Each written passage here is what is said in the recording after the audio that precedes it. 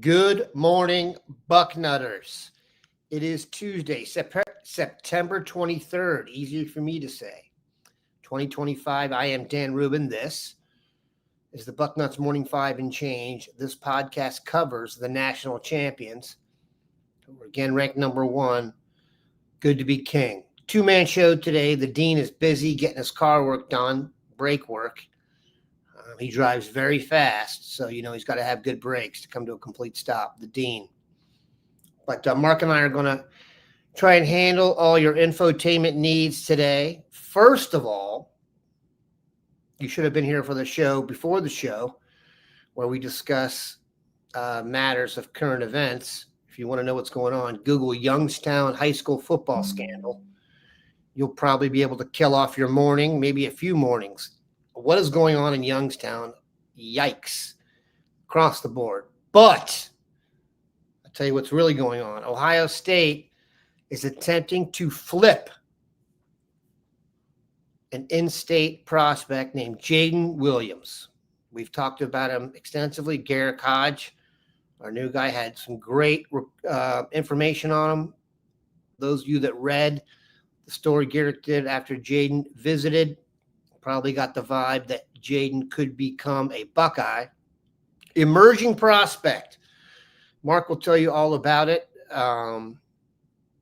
This is not a guy that should surprise you if you're a nutter who's been watching our show, as Mark has alerted you to these guys well in advance. Mark, let's talk about Jaden Williams first, just as a prospect. When you saw him first, what you had heard about him, what people were telling you, and then kind of what you've seen now, because not often that Ohio State competes with Indiana for an in-state guy. I wonder if Mr. Williams is more of an emerging guy. Were there other flags up? You let me know. Let's talk about him a little bit, and then we'll hit the video. Yeah, interesting story about him. And during the offseason, when we did the linebacker list, all the talk was about CJ Santa and Gebhardt, and those guys were sort of blowing up. And the next rung started with Jaden Williams. And when I would talk to college coaches about him, a lot of them thought he was about a 6 foot, 5'11" kid, and he was an athletic, maybe strong safety, guy flying around. There was no debate how athletic he was on his tape as a junior. It was all about his size. So in my report, he was probably top of that next rung, really liked them. I favor athletic guys. I don't care if they're 6-footers. When they run like that, that's the new style game. That's the spread offense. But Ohio State, if you think about some of their inside linebackers, they're pretty big. Eli Lee at the time was 6'4", 230 pounds, and you had Arvell Reese, 6'4", 230. So it might not have fit their inside linebacker mold. But the story goes, I was invited to speak at Massillon, Washington. And when I was done, a player walked up to me, and I was like, who in the heck is this kid? Because he was taller than me, and I'm pretty close to 6'3". It was Jaden Williams. And immediately, by the time I got home, I had called a couple coaches and said, hey, guys, my report might not be accurate, or the height and weight listed for him isn't accurate. He is definitely a man. And it wasn't long after that, a handful of schools offered him, and his recruitment blow up, and kind of left it at that. Like, okay, he is the real deal. He is this tall. Not everybody knows it. But fast forward to now, I was at the Ohio game, and he was there. He looks fantastic. This is why this recruiting never stops. And I've been banging on this for a while on this podcast. Get as much information as you can. Wait as long as you can. Let these kids develop a little bit so you know what you're getting. And this is another good example of that, where I know there's a story where Coach Laurinaitis saw him play against Glenville, and that's what caught his eye. Those highlights were up on the board. I have some highlights of him versus St. Ed's last week, and they haven't even been watched yet. There's 0 views, so we're going to kind of break those here and see what he did last week. But what you're going to get here is a linebacker who has strong safety, athletic ability, and closing speed, and he can change direction with the best of them, which there I was just going to get to the next thing. Now you can see him do other things, pass rush, play on the outside. This breakdown, I think, was just put up in the last couple hours after this game, so it's just the plays that he was in on or things he shows off. This isn't necessarily a highlight tape, but there's the closing speed. He was doubled there too, by the way. Yeah, so you're seeing him in multiple roles, off the edge, inside. Bring that versatility to Columbus. And this Coach Patricia, he is a master, like we said, plugging in different pieces to his defense, using them in different ways. We saw a 4 linebacker look last week or 2 weeks ago out of the Ohio State defense. So he'll find this piece and put him somewhere. But I really like it. I think he's a contrast to some of the other linebackers where you see the athletic ability over the size. So you have big guys, you have fast guys. So that's kind of what's going on here. Let's guess right now how tall and how much he weighs. I'd put him about 215, and I'd say he's over 6'2", or he's right on the button at 6'2". I mean, I stood next to him very closely that night to be double sure what I was going to call and report to my clients. But I remember thinking, if I'm 6'2", he's taller than me, and I know I'm a little closer to 6'3". So it sounds to me like we're going after almost like a Darren Lee type. Does that make sense? Do we already use that name? That is 100% the guys I was looking at. I wanted to say something crazy when I did my breakdown on him, like Ryan Shazier, because he's so athletic, but that is an outlier and speed. And I know he's an outlier. He's a 4'3" freaking linebacker. We're probably never going to see a guy that fast again at linebacker. I say that because I want God to prove me wrong. Okay. He will. I've learned that if I say hyperbolic things like that and say this will never happen, you can be assured in the next month or two, I will be watching tape of a Ryan Shazier clone. But the beauty of it is, Mark, is someone will do that and Ohio State will go after him, which is beautiful. And I will be so happy to be wrong. But that's kind of what you want out of this kid, or what the feel you would get. Darren Lee's a closer comparison because Darren Lee was a 200-pounder, probably 6'2", and boy, I mean, he ran around the NFL for a few years where he was a speed demon there. Jerome Baker had a little more power to him, a little more oomph, but had that athletic ability. But that's the ballpark we should, compare him to. Man, I love Jerome Baker. I've talked about this. I was infatuated with Jerome Baker. There are certain guys you see in high school that I just know are going to be pros. He's still in the league. And he wasn't the best linebacker we had. You know what I mean? He just fits the mold. If you're blessed like that and you can run like that, man, at 220 little pounds, there's just only so many people on the earth that can do that and stay healthy for a decade. Now, what's important is this kid has a chance to be 220, 225. Right. He doesn't have a limited frame or skinny legs or lower half or anything like that. So you could be seeing him grow out of the Darren Lee mold into one of those thicker linebacker molds. Yeah, but he's not built like Arvell Reese or Sonny Styles. He's not going to be your 6'4", 240-pound rangy linebacker type. Those guys were compared to defensive ends coming out of high school, right? So you have the two different drastic styles there. Yeah. I continue to credit him, but Zach Smith said, this year we have Georgia linebackers. We certainly do. And there's a lot of talk about this weekend's game and DeMond Williams, the quarterback for Washington. If you look, he's not the biggest dude. And the guys chasing him to this point in their games at Washington haven't been the biggest, fastest Styles, Reese types. So when those guys make contact, let's hope Duke can take a hit. Actually, let's hope he can't. I'll just say it like this. I'd be surprised if he doesn't flip.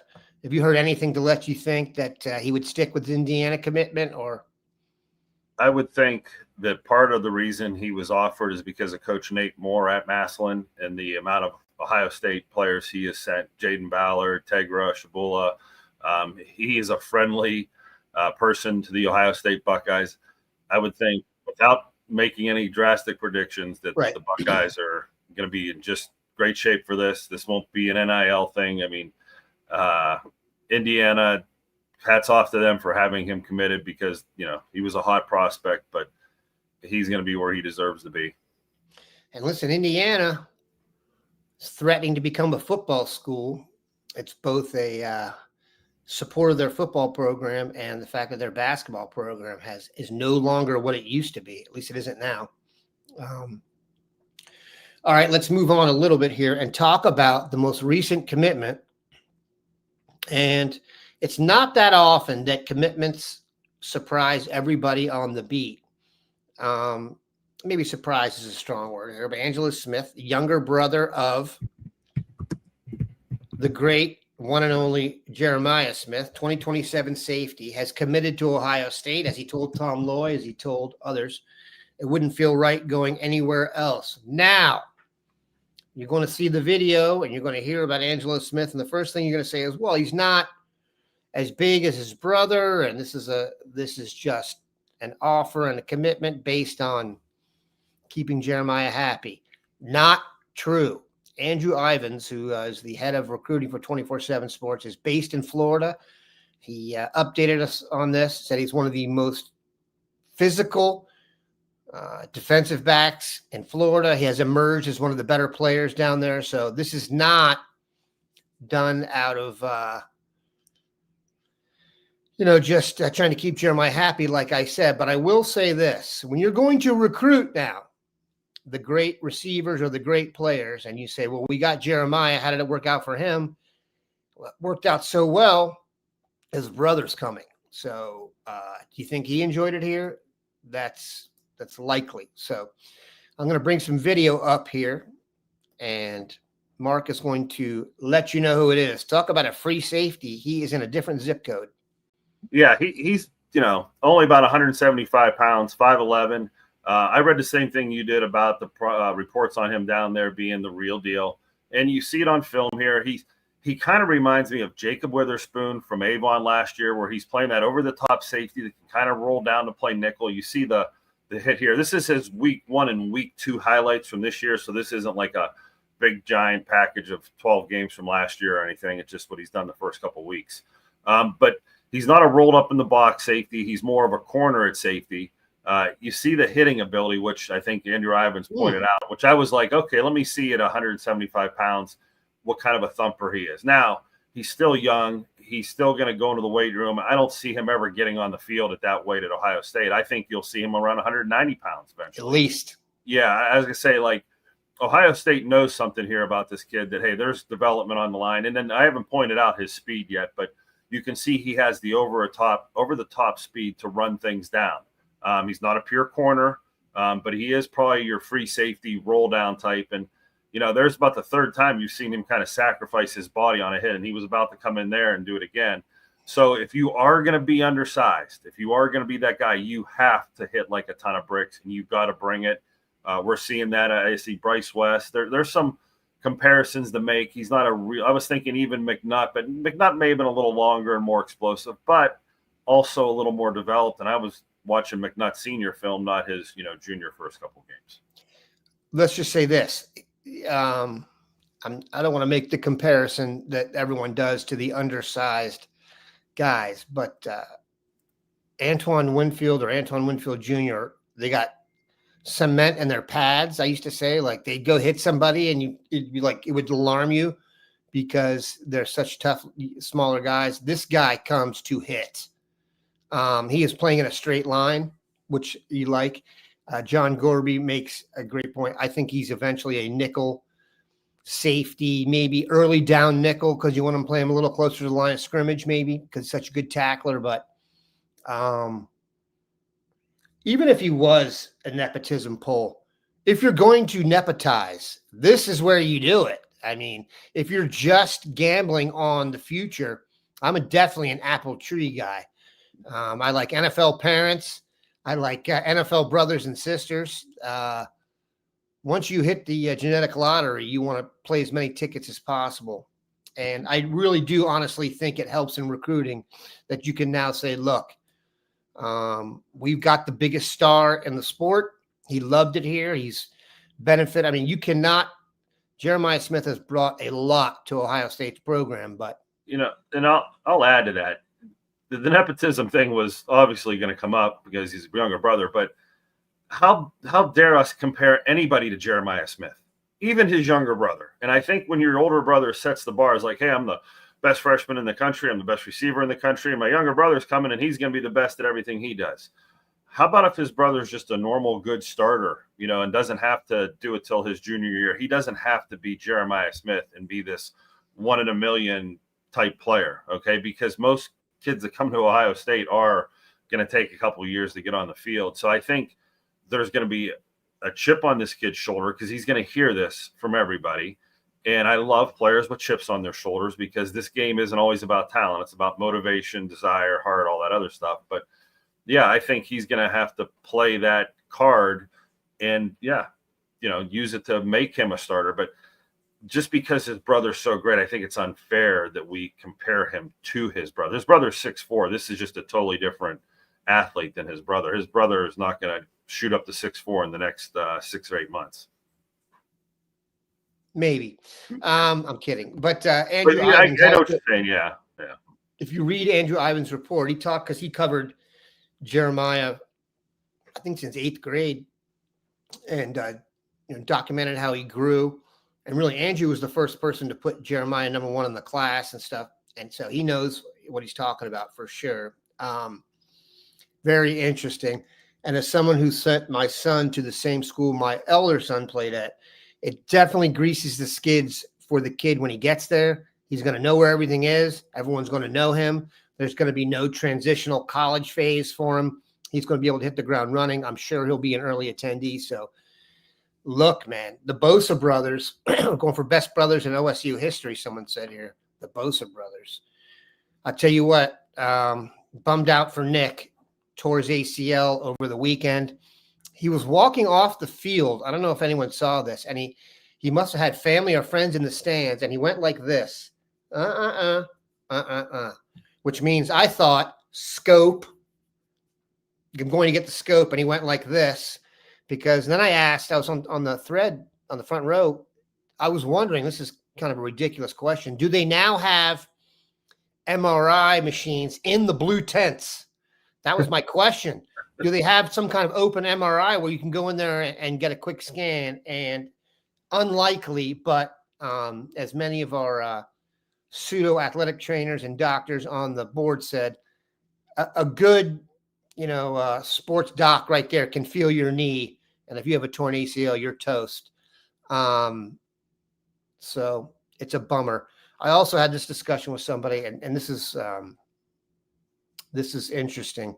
Who's the best defensive player to play at Ohio State? This was discussed recently because we were talking about Caleb Downs yesterday. If you go back and look at the first, what did Nick played his junior year, or technically what was his junior year, his first 2.5, 3 games, that's the best player we've ever had. I don't know if people remember this. Go back, and if you extrapolate his stats over the 2.5 games over the season, he would have made a run at the Heisman. That's how ridiculous they were. Now his body didn't hold up, and look, his body has let him down. Now the Bosa brothers are either getting to the Pro Bowl or getting hurt. They've both been injured a bunch of times, so thankfully for them and their families and generations to come, they both got industrial wealth. I don't even know if that's a term, but just personal wealth wasn't good enough. All right, let's get to some questions here. There were some good ones. Look at this statement. This will send a shockwave through the system. M. Barnyard, hot take, 2027 Bengals coaching staff, Ryan Day, head coach, and Matt Patricia, defensive coordinator. Dave Biddle, director of PR for that. We will see. I don't see that happening, people. The Bengals aren't that smart. That's what I wanted to hear. I was playing from Mark's side. Now that actually makes me feel comfortable. There you go. That's what people are throwing in now. I think it's when you throw out best player, you start to get some names in here. Look at this. Randy Gradishar, number 53 for the Broncos. Of course, Chris Spielman, Anton Winfield, Jack Tatum. Dan Big Daddy Wilkinson, very impressive. Yeah, man, you can get it going here, especially now when the pros are. I tell you what, if you watch the red zone on the weekend, there was a stretch of the red zone this weekend. It was like touchdown, Garrett Wilson. They flipped to the next thing. This guy's hurt. It was Nick Bosa. Jonathan Cooper got a sack. They switched to this thing. Marvin Harrison was jumping in the middle of the field to catch a pass coming right to him, and I was like, oh my gosh. 2 times. Something's wrong with Marv. Something is mentally wrong with Marv. That was crazy. Yeah, he dropped that touchdown too. I have the touchdown. I get the one when you're in the middle of the field and you jump at a ball at your chest. You're seeing ghosts. Jump too. Yeah, you're seeing ghosts. The jump. One of the things I look for in receivers is point of attack. Are your feet flat? The guys who smooth down and catch it and then plant that foot and they're out of there. Those are the guys you want. I think when you had the freshman year he had, which was totally normal and fine, but people banged on him. Yeah, because they thought he was going to go crazy. You start pressing, and when you only get a couple balls a game going your way, they become like the most important thing in the world all of a sudden. And I think you just, overthink, lock in it. It's like any sport when you press. When you're playing from behind and you're really trying to make a play, I think the game gets harder instead of easier. I'm not a fan of his quarterback. I've said this a million times. I would hate to play receiver for that guy. I mean, it's not going to be an issue. I watch a lot of his football because on Sundays I have that at the Red Zone and I have the fantasy teams and he's on one of them. But boy, is he aggravating. He does not get through his read very often. Oh my God. The more you watch it and the more you see it, he misses the easy throws sometimes where you're like, oh boy. But then he'll make 4 or 5 he's like Barry Sanders at quarterback. I mean, he runs around and makes people miss, but he does. We digress. Yeah. Not get through he leads the league and not getting to your first read. He literally just boogies out of there and does that little it looks like Benny Hill show, man. It drives me insane. And you can see the frustration. And then they also got a great tight end. He loses. Yeah. All right. Let's talk about this weekend. Who do you have on the schedule? Who's coming up? Who do we need to see? Who's still like on your list of guys like, because the first 3 weeks of the season is hey, somebody grew over the summer. Who's drawing the love? I was going to go see maybe St. Xavier and Elder this weekend. That was a big game. I also wanted to get down to see Winton Woods and Anderson. Got a parking pass. Yeah, Winton. Yeah, that's a parking pass game. Walsh Jesuit and Archbishop Hoban are playing. I don't even know if you can get a parking pass for that game. That stadium's not going to be able to handle that crowd. Those are some of the biggest games of the weekend with some of the biggest prospects. Ironically, one of the first questions in my chat today is how do you pick games, players, prospects, stuff like that.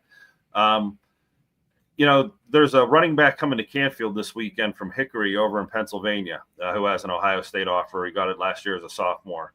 And I may stay in town, but I heard he was hurt. He was in and out of games last week, so I may not be able to do that. It's really hard to pick games. There's a kid at Tri-Village, which I've never even heard of. I thought it might have been Tri-Valley or was it Tri-Way. I mean, I had to really do some digging around. It's up in Northwest Ohio, but he's got a big-time offer list. He's going to be a kid that we probably need to know about, and I need to make a trip out there, much like Kellen Weimer, at a place you wouldn't normally visit during a school year or even during a decade, but there's a once-a-decade player out there. Last weekend, I went to see Columbus Academy, and we're going to feature a player named Ronaldo Perez on Thursday, the defensive end, that went to a couple Ohio State camps this summer that I know Bill Kurlick was very impressed with. He had a USC offer to kind of get him on the map earlier in the summer, and then, of course, Ohio State offered. I was really impressed with him. I thought he came off the ball as hard as anybody. I thought to myself, 5 plays in the game, if this kid's wearing a Glenville uniform, he would have had an offer as a freshman. He's that good and that type of player. At halftime, I went over to see Gahanna Lincoln and Dublin Kaufman. And then that game was a 35-7 blowout in the third quarter. I said, you know what? Johnstown Monroe and Watkins Memorial are playing on my way back home. If I go to that game, I might be able to go to see our receiver, Ricks. Oh, yeah, Ricks. And when I got there, the game was tied 34-34 on the last play of the game. So I got to see double overtime, which they never went to our guy. They just ran it up the middle in double overtime and lost on the last play of the game going for 2. So fun weekend, good video. Again, sometimes you wish your Ohio State guys, like your fantasy guys, would go off, for the 20 minutes you're there, and they don't always do that, but it's nice to check in on them. The running back in question that goes to Hickory is named Kelvin Morrison. That's it. Yep. 5'11", 175, class of 27. Here's his offer list. Florida, Miami, Missouri, Ohio State, Pittsburgh, Tennessee, West Virginia, and Wisconsin. I'll tell you what jumps out to me there. No Penn State. Why is that? And I watched him play a couple games last night. I had access to some of the game film. He played against Erie, PA. He was in and out of the game. They had a couple other running backs actually in there, so I think he's a little banged up right now. I think the 170 might be what's kind of scaring people away from him. The first play of his highlight film was a sophomore year. He ran backwards like 20 yards and said, "Hey, everybody come get me," and then just jitterbugged his way through all of them. Kind of looking like more of a punt returner on that play and has that type of skill set. So I'm thinking Curtis Samuel vibes. I'm thinking Paris Johnson vibes, like maybe hybrid running back receiver. So I was hoping I was going to get a home game with him coming to Canfield. So I'm kind of waiting for the last second report. The irony is the offensive coordinator at Canfield, his dad and brother are the head coach and defensive coordinator for Hickory. That's how the game got set up. So that's interesting. It's a family affair, and any inside information I probably need on Mr. Morrison, I'm sure the family would provide it. And it's all been positive because I was asking this summer. They really like the kid, but 170 pounds might be what's hurting him. And I'd like to see him in person to see if he's bigger than that. Before you send in, Mark meant Paris Campbell, not Paris Johnson. There you go. Yeah. Because they will correct us. All right, let's talk about this guy, Chris Henry. I don't know if you got a chance to watch this, but Mater Dei played Bishop Gorman over the weekend. And if you want to watch a football game with dudes, holy mackerel. That is almost, I was watching that, Mark. That's not even really a high school football game. It really isn't. Nothing about it. It's like an all-star game, basically. It's not just an all-star game. Those teams are so well coached, man. It's awesome to watch. I mean, you fall in love with players on the team, both teams, who are not going to be big-time guys, who are just maniacs. I will say this. We talked about being compared to Jeremiah Smith. I don't think that's going to be a fair comparison for Chris Henry. I will say this. He does some things at such a high level that it looks ridiculous out there. There are guys who are tall receivers. Man, he is really tall. I mean, that is what jumps out to me. I couldn't even compare him to Jeremiah. I'm telling you, I'm not saying he's this good, but he looks like Randy Moss. That's what it looks like. Now, Moss did it against, the best defensive backs on planet Earth. Chris Henry makes some unbelievable catches. Like, he is not just a tall athlete. He has tremendous hands, his body control, and he does one thing that I think gets underrated. He finds the ball in the air so quickly and adjusts so quickly that you can see the defensive backs who are already gasping for air when they're covering him and just holding on for dear life. They never adjust to the ball as well as he does, and then he's already taller than them and more athletic. So I've been really, really impressed with him. Keep in mind, this is a guy we've been talking about, Mark, legitimately since he was going into the 8th grade. Talk about him a little bit when you first saw him. And, that he was being guarded by Jet Washington in that game. If you guys remember, Jet Washington was a high priority for the Buckeyes. You want to talk about a big safety? I don't know if Jet Washington's been able to play safety in college. He himself is a good-sized fella, but very, very impressive. Your thoughts on Chris Henry, what you've heard, what you think? So what you said, I think Jeremiah Smith compares more to like a Calvin Johnson or a Terrell Owens, those big, strong, thicker. Pure power. Yeah, I mean, DK Metcalf, Julio Jones, those guys. Where Chris Henry, he profiles like the Randy Mosses, the skinnier guys, the AJ Greens of the world, the wirier bodies. He profiles just like his father. I mean, I remember his father vividly back in the day being a big, tall, lanky, and he looks just like him. The the highlights we're about to show you are from the game you're talking about. He had 2 catches, it looks like, and you see the way he's down and digging there. He makes so much ground up with those strides. If you're watching Monday Night Football last night, they were talking about Derrick Henry and Jahmyr Gibbs, and how Jahmyr Gibbs is going about 12 miles an hour when he gets to the line of scrimmage, the same speed as Derrick Henry. You're like, how is this big guy generating the same speed as one of the most explosive players in the NFL? It's the same way that Henry does it, Randy Moss does it, big, long stride lengths. When these guys come out of the blocks, they're those 2 steps for every 5 yards type of guys, or maybe less. I mean, they really can cover ground where they don't look like they're moving. I think that's probably the play you're talking about with Jet Harrison. I can see the long safety body standing there. I love Jet Harrison. I thought he had a great tape. He's fantastic. Yeah, so you see they're using Chris Henry down the field, as a jump ball player. Will he come in and be a route tree guy that he's running everything? I guess with Brian Hartline, he will. I'll put money on that he will figure that out in a hurry. Someone said we had some Jameer Brown highlights. One of the comments says he looks a little raw in his route running. I was like, I think he's going to the perfect place to tighten that up a little bit. And what I watch every day in high school is sloppy breaks and, very uncrisp type routes where all of these kids come out of high school like that a little bit. So that may be a little overcritical of some of what these guys do in high school, but I'm sure Chris Henry will come in and be just fine. Tell you what, if I was scouting, I'd be watching the plays where his number is not called, because I was sitting with a coach recently and he was telling me some stuff. He's like, you'd be amazed how many plays don't work because the guy we used as the decoy knew he wasn't getting it, didn't sprint through the zone, didn't pull the guy over far enough. If you go look at the Buffalo Bills, the game-winning interception that they had this past weekend, it was because the receiver they used as a decoy didn't clear out the middle linebacker. He was 2 steps over and he stepped in front of the play. So something to watch. Question on this. We'll be flipping 26s, Singleton, Hill, Austin, or Guthrie. Clemson is a train wreck. I think Clemson is one of those situations now where it's like, let's just sit back and let them do the damage to themselves, both on the field and in the media, and then just pick up the pieces. This is like when someone's melting down, and you're like, oh, let him melt down a little bit. And it's like, far be it for me to get involved.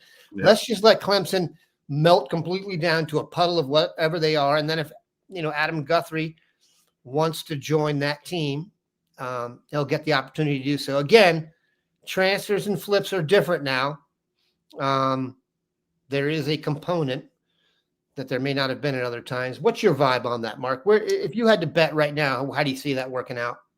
I think the ones they would take would be Guthrie and Elbert Hill. I think the Elbert Hill ship may have sailed. I don't think USC's tanking quite as bad. But I think the guys that they've offered, Jaden Williams and the guy up at Mentor, those are your three strongest possibilities. So, I wouldn't say that they're going to try to get too many guys to flip. They don't have that many scholarships to do it, but they're not going to let Ohio guys that they're sure on of their evaluation senior year. They're going to be pro prospects later in their career. They're probably not going to let those guys slip out of the state. Eddie Edwards, is Dabo on the downside of his career? Didn't he say that about Urban? That's a good question. I mean, Dabo Swinney has had a ton of success there. And if you look at his career record, he talks about their track record. Although if you look at it in like last 4 years and 4 years before that, it's like losses are 1, 0, 1, 0, 1, 2, 3, 4. Once you build that standard, people don't want to lose 3 games. Go ahead, Mark. Wasn't he the guy who was adamant about, I'm not taking portal guys. Oh, yes. I'm going to build with the core. And that sounds so admirable. Like, wow, you're going to stay true blue to the guys you brought in and be honest to them and not bring in guys to replace them when they're not good enough. Hats off to you, buddy. But I just don't know if you have that luxury if you want to be a top 5 program in this country anymore. I think, the new game is just like the NFL, bring in your free agents, sack up for the long haul for the national championship run. And that's what this is about. And I think you're going to see that people do a study and say, hey, if you want to stay true blue, just what you said, look at the losses start to pile up each year and go in the wrong direction. So let's see if that changes. It sounds like all they care about is NIL and getting drunk at Clemson. They got a major culture problem. Wow. I'll say this.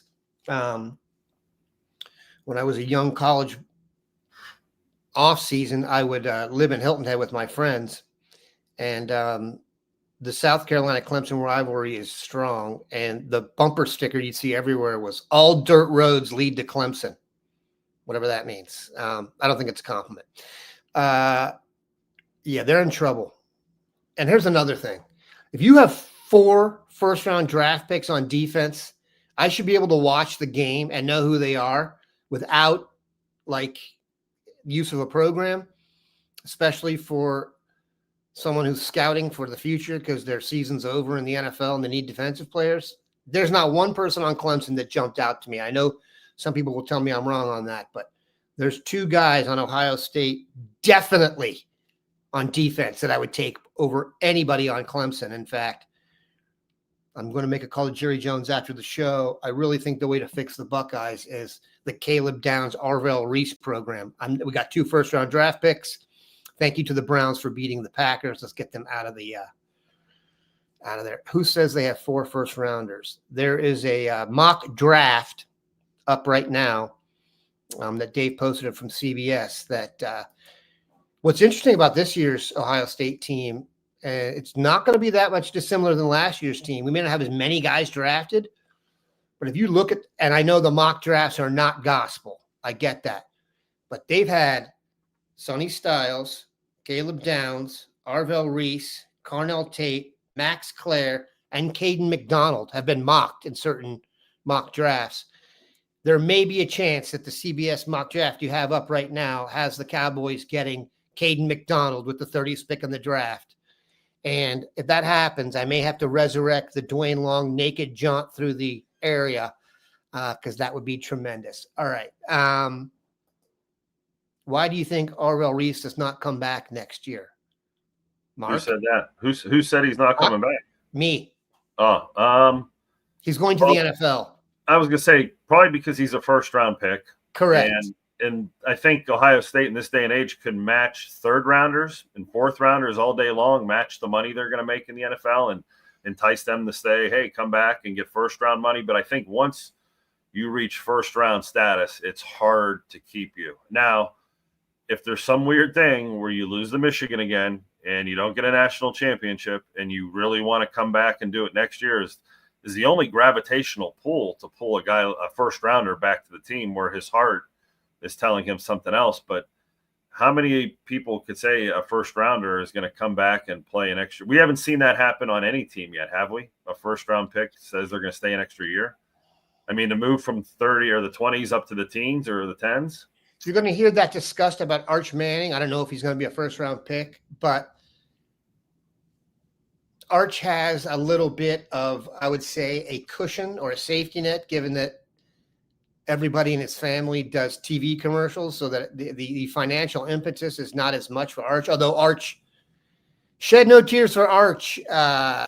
He's making plenty of dough for his own. He's got a Warby Parker ad, and he's doing just fine. So that one's interesting. All right. But that is a real, like, now that we're getting paid in college, what round pick exactly? Because it is slotted all the way down by a couple, it just drops off each time.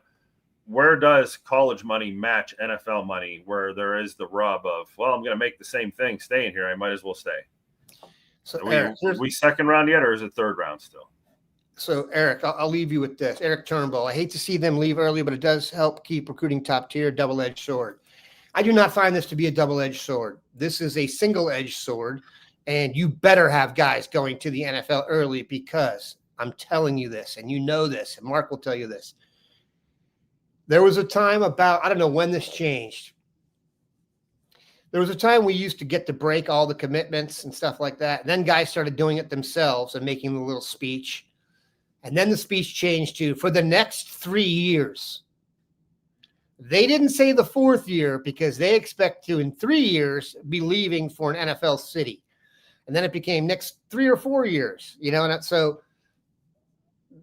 every guy who comes to Ohio State, for the most part, is expecting to be here for 3 years, and justifiably so.